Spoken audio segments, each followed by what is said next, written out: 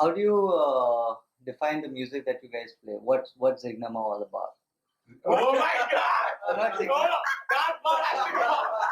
That part has to come. Okay, you get that? You're not editing that part. That part has to come. Audience will start with that. Okay. Bye. Hey, listen to me. about him, man. That part, okay? Zignama plays regular trash metal. Let's introduce ourselves again. No. I'm Siddharth. I play I'm Ravi. I play bass. That's what the thing is. Okay. started off as a street metal band. Dude, I just want to cover the bloopers, man. Just. And then Charan went to MI and came back. Yeah. It's just like, okay. Basic is film. All you got recording. Yeah. How do you define Zodiac's music? You know what's Zodiac Shall I? all about? It's a post-rock experimental, like on the lines of that kind of stuff. But we try to be progressive, but it's not that. Oh my God, edit that part. I'm not getting an erection. My pants are just falling off from my bed. Straight all rock, man. Some Yeah, different. it's just all rock. Yeah, but it's just then, all rock. We try to bring in whatever influences we can from our own musical backgrounds, but we're just straight all rock. We don't we make a conscious effort not to be too pop, not to be too niche. Okay. That's the only conscious effort we do. Others we just play what comes to us. In terms of songwriting structures and all, we'd say even though there's a basic alternative influence, the kind of music we are creating is basically alternative. We still have like experimental songwriting structures and all. It's not like we stick to a particular pattern of writing. There's a constant effort to see that we can add up, all our different influences at the same time. Stick to those particular certain traits that you have in each and every song. That's what Alan just said. So let's put in more simplified terms. And I think a lot of our music is so coherent also because even though we come from different backgrounds, we have common musical tastes. Like I think some bands like Incubus are bands that are common to all of us. We all Cosmos like God. Guardian not. Zignama. do not mention Guardian or we cannot measure up. Dude, we should, yeah. We should fucking try it. We're trying. Yeah. We'll try harder now. So, do you think Zodiac was created just for the music, or do you guys also deliver a social message? Oh yeah, most of our songs, like at least the first album that we're gonna come up with probably by the end of the year or the beginning of the next year. The album is most of the songs, about 9 of them are completely on economics.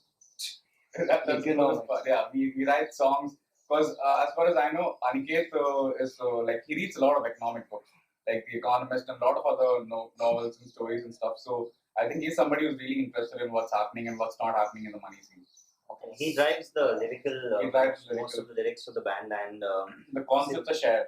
Yeah. I mean, we all think of the concept first before the lyrics come on. So once the vocal melody comes out, then the feel of the song is decided and the concepts are decided together. Are Yeah. you guys working on a song by song concept, or is it a full album?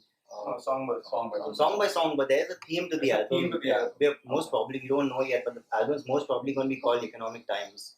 Okay. Which is also our first single that we released a long time back. Which we don't play anymore. Which may or may not make it to the album, but the theme of the album is still economic times because we are living in times where we're all aware of money. We're all aware of money a lot. We bother about money a lot and it matters right now a lot. Rockonomics. Oh shit, another term.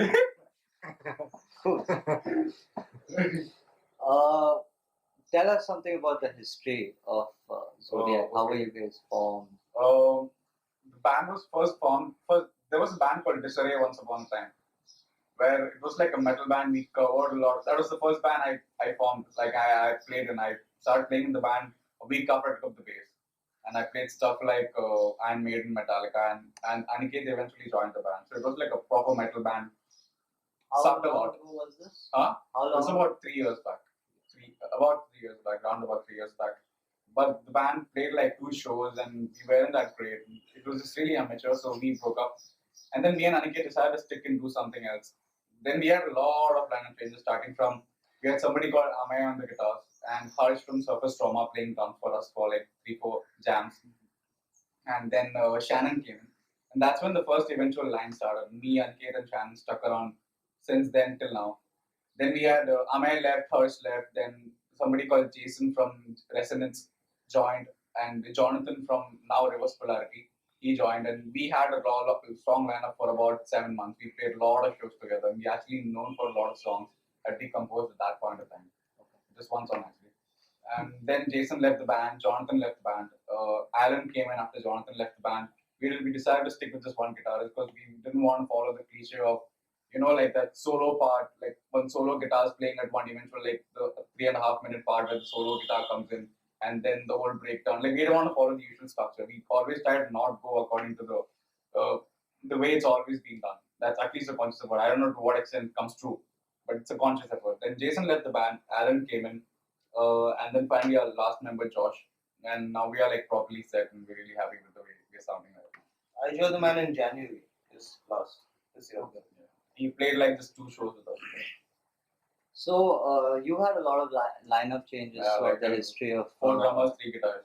Yeah, so from when you initially started, excluding the metal part, till now, do you think that every lineup change has brought in something new to Zodiac, or has the sound been fairly constant? Full on, man. Like every person who came in had a strong influence. We actually found ourselves changing our sound according to the person around. When there was Jason who was really influenced from blues and classic rock, and we wrote a first original with him, we sounded like a rock and roll band that day. We sounded like a live band who would, we would get more joy out of playing live than rather than sitting in the studio and playing. And that's how things have changed since we've started off. Like we won competitions, like back then with Jason and Jonathan, our songs were like so like usual, like crowd just go loving it. And everybody had long hair and orange guitars and stuff, So we would win all the competitions. That was crazy. Okay. And then Jason quit and John quit and Sierra like just went down. And then we started focusing on writing songs that made more sense instead of the usual concept where you have to write a song and go powerful on stage, jump around, put your leg on the monitor, then have this part where like the usual stuff where we decided we don't want to win competitions because we don't want to please those people. Eventually we're not earning money from this band and we don't really intend to earn money as such from this band. We all have our own thing where we try to earn money. Money is not the concept out here. I'm okay for slot. That part's gonna come okay. Good. I'm okay. Ask about Among. You're giving him too much airtime, man. Yeah, dude, he has to give them many Managers coming back. Okay. Next question. Which are the bands do you think that have influenced Zodiac the most in the Indian scene as well as in the international scene? Which bands do you think you guys have? Indian scene, we taken the really, most? really respect. I mean, I really respect Bruce Mary as a band. On a more personal level, it's Rosemary a lot. It's won't exactly say influence, but they've kind of been the band who we started off with at the same time, and both of us have like sort of grown and they have taken off a really good way.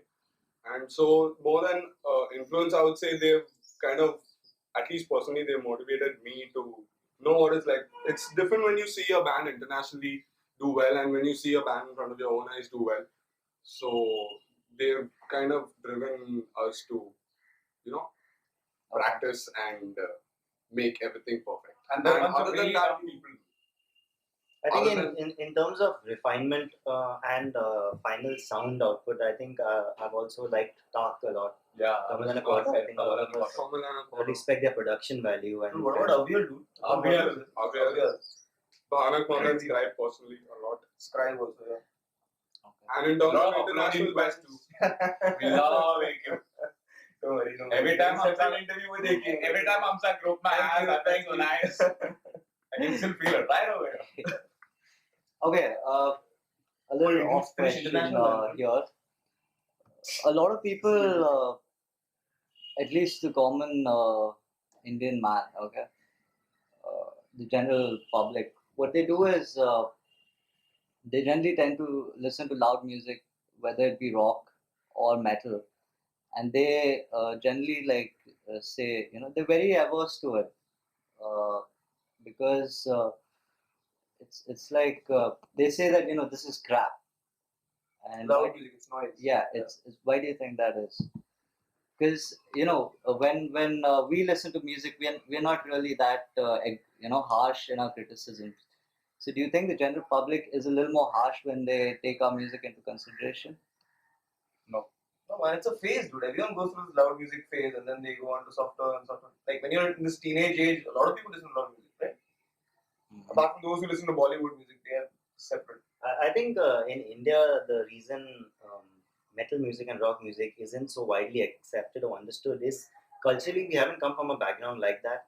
Like I believe a lot of the West accepts modern metal because through the 70s and 80s they have seen the distorted guitar sound evolve. They've grown up on distorted guitar sounds at a milder level in the 70s, heavier in the 80s, and extremely heavy with the late 90s grunge and stuff like that. So I think it helps if you grow up with a milder version of rock to accept the heavier version. And in India, we haven't had that at all.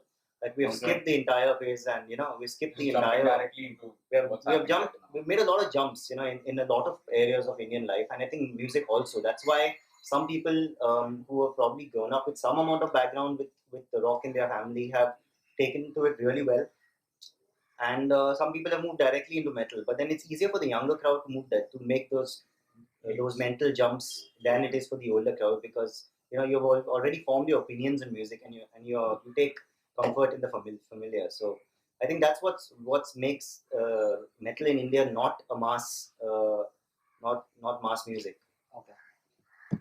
Uh, so since it's not a mass thing and we haven't had the scene going on for a very long time, how do you think the Indians are actually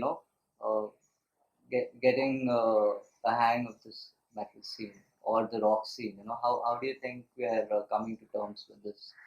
How would we relate as Indians? See, Since we don't have a history of this thing. so if you look at a gig that happens in a place like Blue Frog, I'm not talking about Hard Rock Cafe. A place like Blue Frog, you see the kind of band that's playing there, and they are 100% Indian. Everything about them is Indian. Their accent, the way they play, the instrument they might choose.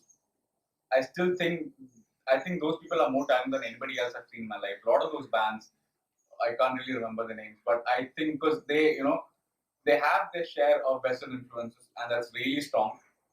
At the same time, they make a very conscious and strong effort to make it sound Indian by using instruments like mridangam. Like somebody called Vivek, I don't know his full name. This guy came up on stage and he called himself a world musician. So he had this laptop, and then he had a mridangam and a djembe, and then a proper bass, drum, and saxophone was playing, and that sounded as Indian as Western as it ever could be. And that's where the drive should be for any Indian band to go to, because we don't have to actually sound like those bands, because the bands that play at Blue Frog still sell a lot and they're amazing music. So I don't know if that gave an answer to your question. Yeah, it's good. We're just looking at different viewpoints that keep coming. I think there are a lot of niche scenes which are doing well in Bombay and other metro cities. And as bands tour around India more, they realize that there are crazy scenes alive in the smaller cities too. Yeah. Like Sikkim and all, dude. We heard stories from this band called Black, and these guys go there and start tripping, dude. The kind of atmosphere, the kind of people who were taking care of them. The governors in that place are like the ones who are listening to the music. Because everybody's into that kind of scene, like it's just spread like crazy. It's like forest there, Apparently, they play Metallica at barber shops and all that. Dancers, taxis, and all. I think the internet has fueled this a lot in India because India generally has embraced wireless technology and the internet quite fast. Way more than other We countries. made a major jump quickly into good internet, and I think youth across the country have access to Music, yeah. good Indian metal MySpace, now that music. more Indian rock and metal bands are releasing their music digitally With online. the launch of companies like MySpace and all in India, it's like crazy, man. I mean, you want any band, just go search and you get the damn music, dude. I mean, that's amazing, man. And then you have free gigs of big bands like Pentagram during MySpace launch and all. I think that's amazing. I think people are doing that should be really, really applause, because that's precisely what's making the scene go bigger, man. Or else it will be. Yeah, I think free Somebody was online smiling. digital releases are the way to go and spread music in Done. India. MySpace India is shutting down. What, seriously? From what Ashwin Sharma told me, MySpace is Yeah, going to Ashwin Sharma, it's no? not, it's not, it's not. Even in terms of the scene, if you look at the way certain bands are going right now, compared to probably what I remember going for gigs when I was just out of school 2-3 years back, I don't really remember bands playing originals and really having an album to go out to.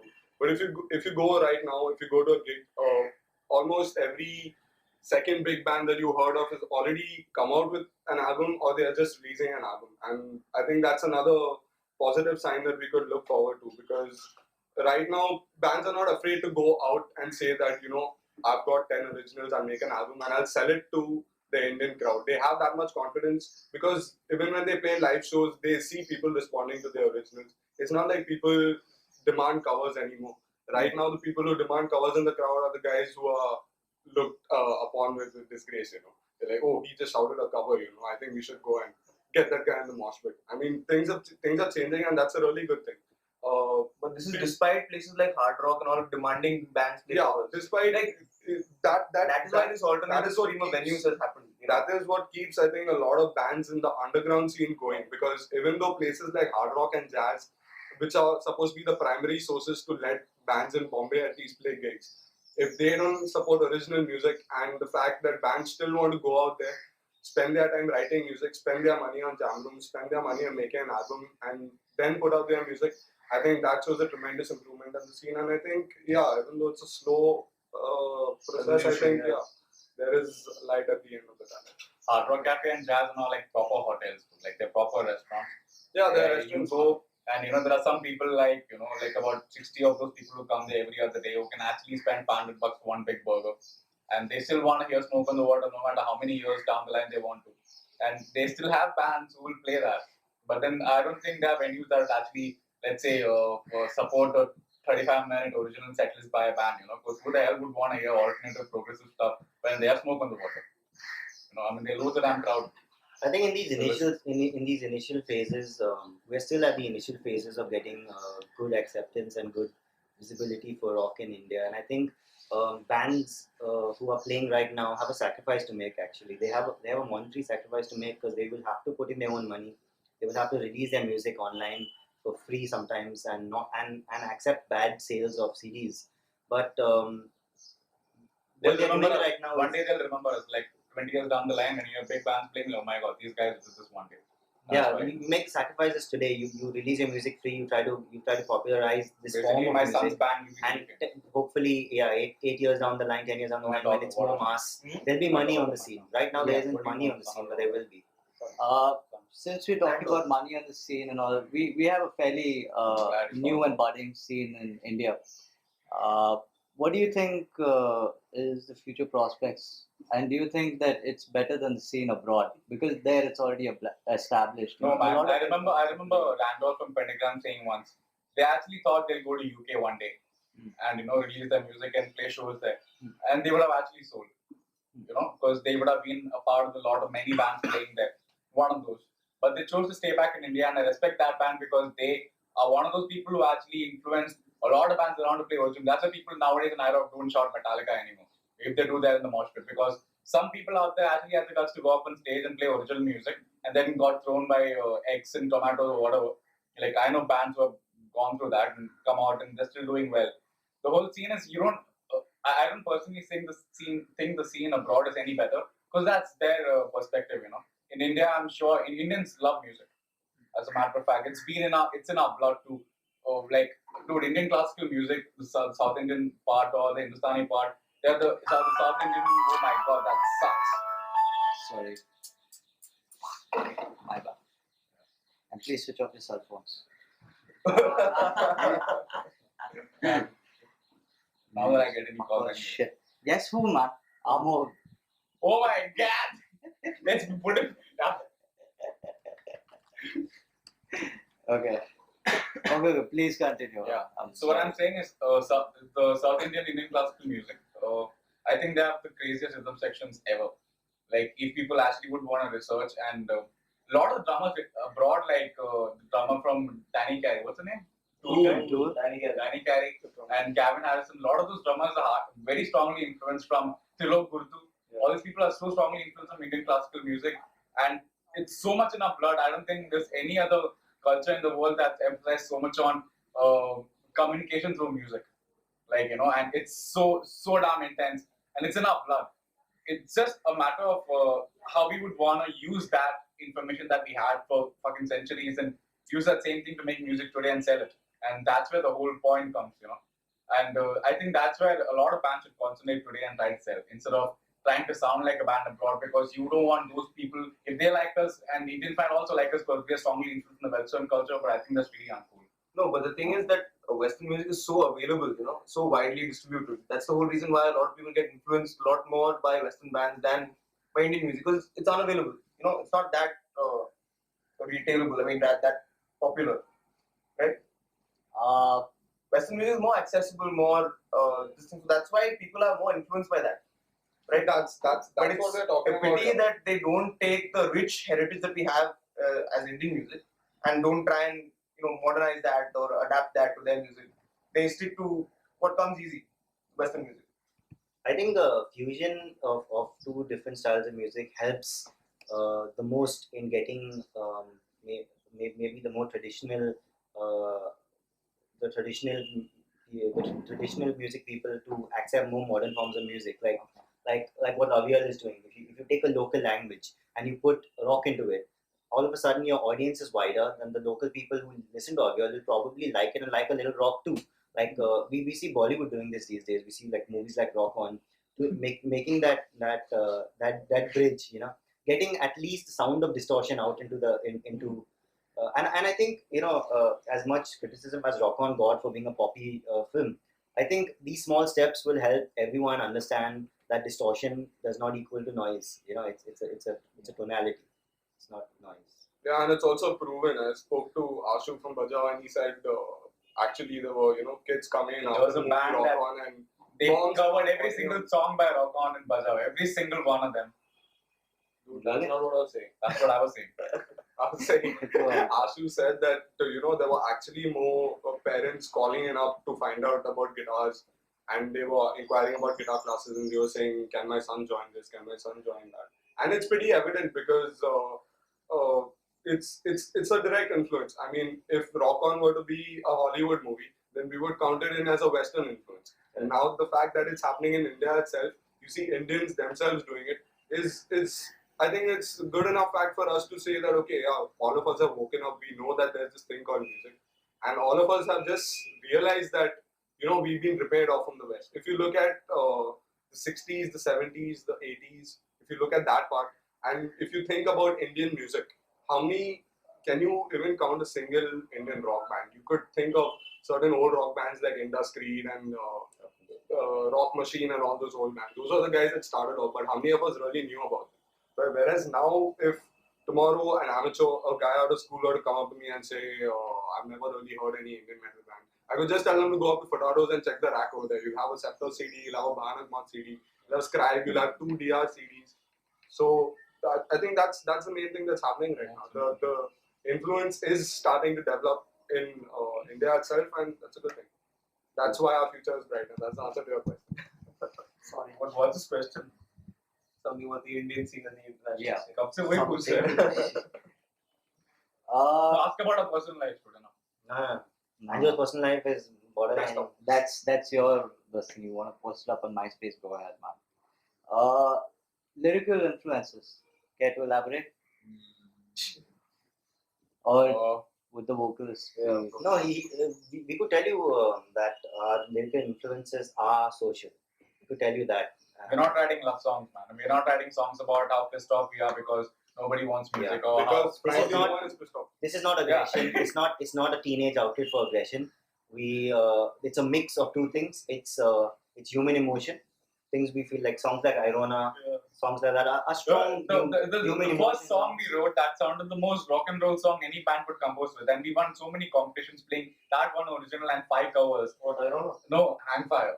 Okay, that song was about slow development, and the song sounded like it's about this teenage guy pissed off because his girlfriend left. It sounded like that, but the Aniket was amazing because I still think he's the most amazing lyricist I've come across as in a band because he writes lyrics. They're so smart. They're not about the usual stuff at all. The song called Irona, where it's a robot song. It's about where a person falls in love with a robot. It's about my personal fear of how robots will take over the world in another 100 years, and everything that we do will be completely dependent on like on them. And some songs like Save Your Money, which is about saving your money, which came out directly through recession. One song called Economic Times, which we recorded, which is also on the lines of recession, but a little bit more personal thought. What else? War Sleeves, a song was about war sleeves are the sleeves when you put them up and you go into a fight. Yeah, that. So you have this whole tendency to get into a fight because nobody's very willing to sit down for 2 minutes and think about what they just want to outwit the other person. That's still there. It's a human emotion. You can't do anything about it. It's going to be there till the end of eternity. And no matter how hard you try, you're still going to be a jerk who's going to be pissed off at things. You want to outwit the other person and prove and impress some people. So we write songs about stuff that are really deep inside of us. Like we really think makes some sense, and not writing songs about usual stuff. It's very personal. It's about a person living in today's society and how the external influences are expressed through him. Very personal interpretations of the world around us. So I think the lyrics aren't to be taken just as face value. There is some thought that has gone into it. There's a lot of thought that has gone into it, and we've made that effort, as with our music, with the lyrics also, to keep the themes important and global, but the interpretation very personal. 5 of our songs have the word money in the lyrics. And economic. And Joe's fun fact. Cool. Since you guys have been talking a lot about Indian classical and all, do you think your music has borrowed from this rich heritage of ours? Aniket is classically trained. I think only our vocals to some extent borrow from certain alabs and certain Indian classical techniques, but as our instrument playing is, I would say, is mostly Western. We can't. It's not that we don't want to. Frankly, I'm really strongly influenced, but we just can't do it because it's too much for us to take. I mean, you think we don't want to learn it? Yeah, I want to. I will learn for another 20 years and Zodiac is still on. We'll still do something. But dude, there's so much to know, and you don't want to take that one scale and like put that into the song and make it sound dark and ambient. Like Indian classical scale has 72 scales in total according to permutations and combinations. South Indian music can have only 72 scales. Okay, and most of the scales that bands use, even abroad or in India, they make it sound dark, man. They just make it sound like it's like some horror show theme. It's not like that. There are happy scales, but we don't know about it. Even if we do, we don't know how to use it. So we have made that decision, not to take little knowledge and not to go out and do something that we don't know about. So we've stayed away from as a band we want to be unpretentious. We're going to be straightforward. If we cannot musically play Indian classical or have Indian influences in our music, we won't. But since one of our members does, he will add it in his own little way. So it'll be only in the vocals. Like he adds alabs in his songs. And trust us, when we're saying this, at one point in time, how many years down the line, we will have a song that is very strongly influenced from Indian classical music. I mean, we want to move into that direction because it's one trip that we all, like at least me and Shannon have this really strong trip into it. I mean, it's a genre that we don't know about. I really, really want to know. Shannon's laughing because he doesn't really know what it is. Do you have a separate point of view that you would like to make? No, not exactly. But the reason why you could say we have been saying that that's what bands over here should try to be doing. But at the same time, what we do also mean is bands shouldn't go out of their way to try and be Indian at the same time. And that's exactly what we are trying to do, what we do best. And what we do best doesn't happen to be Indian classical. So that's how I would put it. What we can do best is what we are writing right now. Writing about money, putting different arrangements, putting random guitar solos and random Joshua coming up with random. That's what we do best. So I think any band, if you want to do a really cool thing. We are Indians, and we heard people like Radiohead's producer came down and he took some bands and said, none of these bands sound Indian. We are not born with Mridangams and Sithas like that. We're still born with ABBA and Beatles playing in the stadium since we were 3 years old. By the first band I heard was Simon Garfunkel, not Shankar Mahadevan or any Indian classical artist. We listen to all that kind of stuff. We are Indian, but we are not influenced hardcore by it. It's after 20 years of me living, I realized that, oh shit, there's so much that I don't know, I really want to know. And now if I'm learning, if my parents just put me in Indian classical vocal training or some instrument training like 15 years back, I would have been like I think I've been really happy. But I think another 20 years down the line, and my personally constant effort would be to know much more about Indian classical music. And eventually, we will compose something. But it's a trip. One day it has to happen. Can you flip through the questions quickly? Yeah. Because, dude, I don't have an extra to say. Okay, are we almost done? Yeah. Dude, I can record like 2 interviews in this episode. So It's done we yesterday. stick to Okay, one okay, person okay. answers. Uh, Don't do that, man. We'll give you a hand again. I like the interview. yep. Okay. We can keep the interview going, but it won't We're work. wasting time. Yeah. Some social questions. You guys have been in the scene for 3 years, right? Skip this. Yeah, over this. Yeah, I know what to skip and not. So, what do you think about the involvement of women in the scene? You know, and I'm not just talking about groupies. So, The involvement of do you think it's improved? Do you think there are more women in the scene? Do you think they're more knowledgeable than before, or were they knowledgeable before and Let's they're just talk getting about dumb? Nama for a while now. no way. That's why you're not That's getting why you're it. answering the question. As far as playing an instrument is concerned, yeah, again, as I would say, just as the scene has changed in many ways, yeah, I have definitely seen more female drummers, more female bassists, more female guitarists coming up, and in general, more women coming and appreciating music, as in not just international bands, but I can also talk to certain women about Indian bands. There are girls who surprisingly happen to know about Scepter and Scribe and all. So in terms of that, yeah, women involvement has grown to a slight extent, but not to the point where we are like. And we need the women, Indian scene is growing. No, And it's so not about like, them women are playing. coming Yeah, in, we need them for us to play better. Yeah, Like if Shahnaaz let his hair open, there's a girl standing there. That's why he let his hair open. So it's not like it's something big or something that's happening. Just what that's happens worth with- happens noticing after for a the change. group. Like if something big happens, you'll notice it, man. So I think that it's also unfair at some level to say where are the women on the scene, because we are playing like if you look at it logically, we are playing physically demanding music. Rock music and metal music is physically demanding. You can't be a metal guitarist or metal drummer without burning up your hands and legs for years practicing. So I would say women generally aren't inclined to this kind of music because of the high But there are exceptions. Like, Yeah, there are, Jasmine right, from yeah, Mindsnare, then the Right. international band. Which is that band? It's some Arc Enemy? OP's chick band. Yeah. Okay. All chick Kitty. Yeah, there are exceptions, There but are I think in general, because of the amount of energy expended in this kind of music, I think women take to the music less as performers. Chronic phobia. So that's a simple reason why globally there aren't that many women playing music. Okay, So why should it be different in India? cool. Can we ask the last question and then go to the remaining questions? Okay. Future plans. Are you guys planning to get signed up? Are you guys releasing on your We own? are looking for. We would love if some record label would We are looking for something, but as of now, I'll tell you what. Aniket's not here. Yeah, we are taking this small little sabbatical because we're not in the rush of shows, because some people have just moved on a little bit. Some people have to get some studies done, and everybody's doing the little thing. We're not done yet. We have just started off. In fact, this new lineup is just 2 shows old. So we're just starting off, and we are pretty sure there's a long way to go. We have an album or an EP release of about 7 songs by the end of the year, and we are working on more new stuff. We're releasing the 7 songs, but right now we have about 9, I think, and we're working on more stuff. We're canning some of our older songs because they just don't fit into our new sound right now, and we're composing more stuff. And there's a nice. I think because of late, Aniket was telling me that he really wants to take the band ahead. And once I heard that from him, then we all really kicked about it.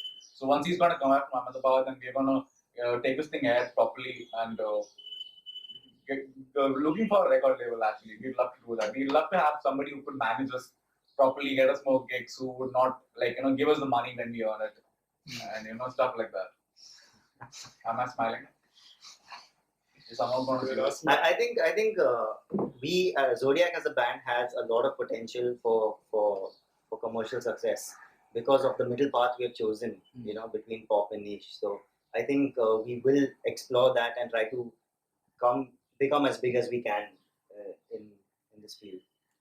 from me personally, since I came into the band, we have only composed probably 2 songs. Yeah. So the sound isn't properly fused. We're just fusing our sound with the keyboards and all. That sort of ambient, sort of trippy, sort of P-tree sort of sound. And it's sounding crazy, man. Like once Josh came in, like till that time we used to all play keyboards and I don't know, okay, this swell effect is going to come here. Finally he came in, actually starts putting in, so we know what it sounds like, and we're sounding really good right now. Okay. Like people have told us, and we know that some of our songs are sounding really trippy now. So ideally, in the end, the album should be the fusion should be complete. So the sound should be like what we all imagine it to be. So any talent managers watching this documentary? Okay, we can do this for you. Cut that off. Can't believe it. You can't keep editing this documentary on the go. It's not at live.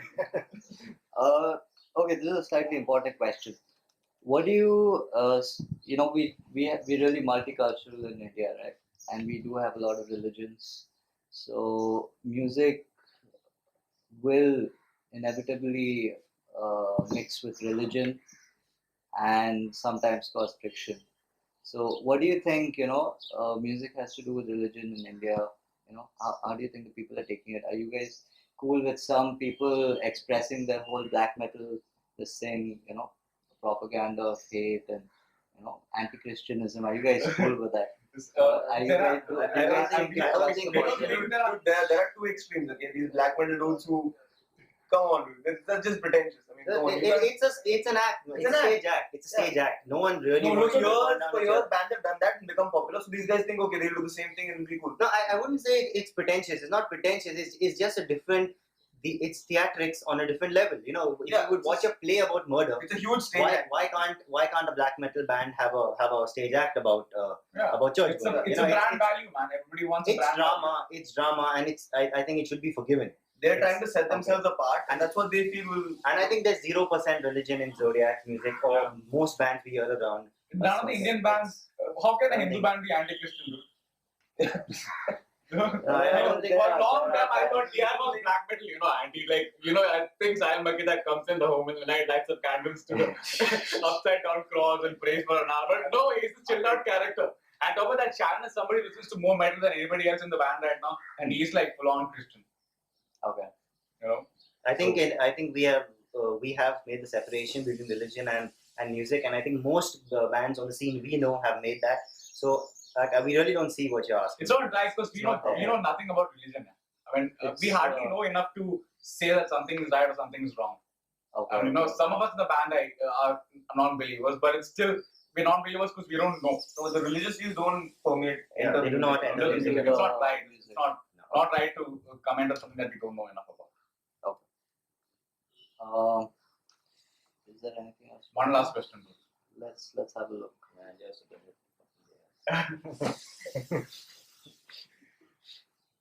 did you say? I'm going to ask about the same kind of documents. Okay. What kind of problems do you think the scene is facing now? And do you guys, what can be done to rectify those problems? The biggest, some of the major problems that the scene is facing, the Bombay scene specifically. I think Anil Ambani should come down and sponsor some big shows. To start off with, I'll make sure that he gets to know my dad works in the lab. I think it's really simple. The problem we have is more people need to listen to rock music, and I think that is happening slowly. If we can accelerate that, the more people that listen to rock music, the more market there is, the more people there are to spend money in pubs that play live rock music. So I think this entire rock music economy, sub-economy, we could get going if more people listen to it. So if every Indian band did their part to spread their music, make it more accessible, make it play more shows at whatever rates they can. I think that's fundamentally what we need in India. I don't think a businessman who runs a pub is going to feature a band that alienates his core customer. But if we create a customer for him, a person who listens to Indian rock music and buys a beer at his bar, I think he's not going to say no. So I think what we need to do is just popularize music, play more shows. I think that's just it. I personally feel that people like Sahil Makhija who organize shows on the scene um, at every possible opportunity and seek out venues all the time. I think they need to be congratulated, and I think we need more people like them because besides the trying to make it big on the club scene, I think we need these independent show promoters as much as we need everyone else. That is in fact, one of the main problems of the scene right now. And that is probably the lack of independent musicians probably like Sahil, and you have guys like RSJ and all coming down and organizing some really good shows. Like we played GR and we just got selected for pub rock, and personally the GR experience is one of the best experiences that we've had as far as gigs are concerned. If the bands are well taken care of, everything it was seen that the bands are properly taken care of, that they have an audience, that everything is done well. So when you have organizers like these in your country itself doing stuff like this for you, that's the least that bands expect, because bands are always going to do their part. They just want to become rock stars. They're always going to do their part. They're going to go back home. They're going to jam. If they know they're not tight, they're going to work for five. They're going to work for whatever, 5 hours, 10 hours, whatever it takes to become good at the music they are playing. But at the end of the day, a band cannot really do much if you do not have these organizers coming in and organizing shows, and getting more independent and more underground bands to come and play and make more bands heard, basically. As we were talking about the internet being a source of listening to music, now that is one side of your battle. Once you've gotten the whole MySpace thing has happened, and literally every band I know has got a MySpace page. Literally every band I know, even if it's a one-piece band like something like Amok Symphony, is a one-piece band, right? There are people who are just going to MySpace and putting up their music there. That's one side of the battle you fought. You made people listen to your music. But once I listen to a particular artist on MySpace, if I really look up to the artist and I really like something about the artist, the next thing immediately on my mind would be, I want to see this artist live. And that's when not only a musician, but even a band member, even a layperson would want to go and see a live band coming in. So that is one of the problems right now, where probably majority, I would say like 80% of the shows held are college shows among at least the rock scene. And I think that ratio should change. It should come like 50% rock shows to 50% by independent organizations who have the capacity and who have the money and the resources to organize these big shows. And obviously venues at the same time. Bombay has got some crazy venues, but I don't think they're exploited completely. We would always stick to Raz, which was a great place, but Raz is not there anymore, which is. I think a unique problem which what the Indian rock and metal scene faces is the fact that while we're expressing ourselves musically, there's also an outward manifestation of our energy, which is what is the popular which what the rest of the world sees as headbanging, as mosh pitting. And I think a lot of that is interpreted as antisocial by people who do not understand that it's an expression of it's a performing art. So I think to some extent, if if shows controlled property damage, if shows controlled a lot of these things, if people were somehow exposed to shows that had sit down audiences too. I mean, what's wrong with a show where the audience, a rock show where the audience sits down, So some forms of music in the lighter forms of rock and some forms of rock and roll, which could do with more civilized gigging, and at the same time, there's some metal shows which deserve some protection and isolation, it's not like you can suddenly one day come stand in the middle of Andheri without barricades and expect the police and people to completely embrace this new form of music, which is metal moshing and a bit of fun violence, You can't expect them to embrace it that fast. I honestly think that we shouldn't be too expressive about the way we enjoy metal music. I think we deserve to enjoy it this way, being in a democratic country. But I think we should also realize that people need time to start to accept this form of entertainment. And if we push forward, if we need to isolate metal a bit and give it a little more protection, give it because it needs to be nurtured. It needs some protection from the outside world. We don't want to openly endorse criticism towards metal music. So I think we need to also play a game with the Indian masses, put forward the right foot and hide what we do not want till they're ready for it. So indoor venues for metal music. Simon McGill is not going to give us the name of pre-recording. But after we heard about Simon McGill being like really cool and other, you can Are you guys endorsed? Any of you? we might just get. We're working on a deal. I'm working on a deal. We don't know. Is that serious? Yeah, see. That's another thing about India. Like until recently and even now, equipment isn't really cheap here. Equipment and It's actually more expensive. it's more Yeah. expensive here. That's another barrier we have. Right here in India. I think all of us have that Equipment, struggle. man. I've been playing on a second-hand bass guitar for 3 years, and I'm doing music full time.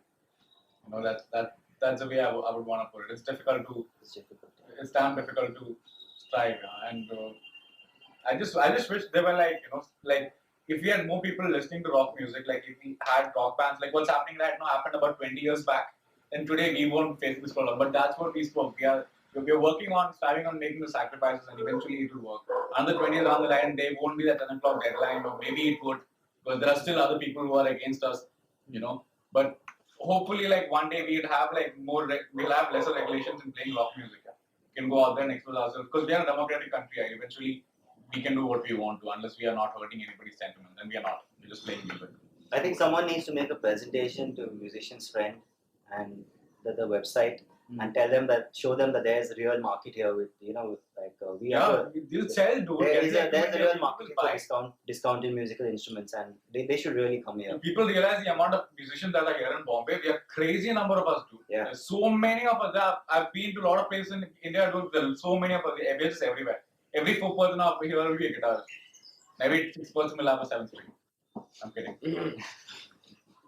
They won't. I think Like a little asterisk. there are a lot of over there. bassists who just buy 5 strings and Yeah, 6 man. strings. But luckily, Andrew doesn't do that. Yeah. But the other bass. Okay. Anything that you would like to say that you think that we messed up over here? Anything in particular? Any points? Since we have no fans, we like to not say anything. But those who have heard us before and Welcome's a fan.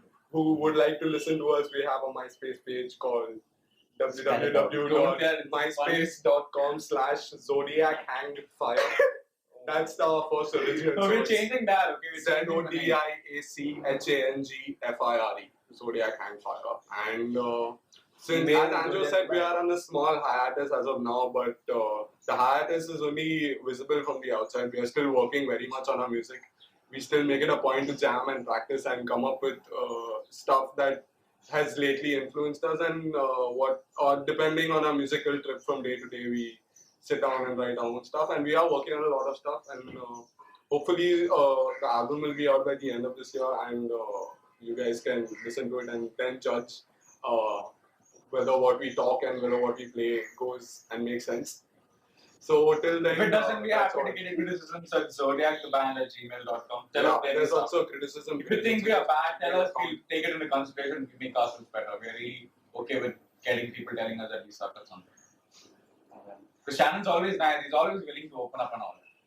I mean, he's always working on getting better. So it's okay with Shannon at least. I'm not that cool. So don't say anything bad about me. And Andrew,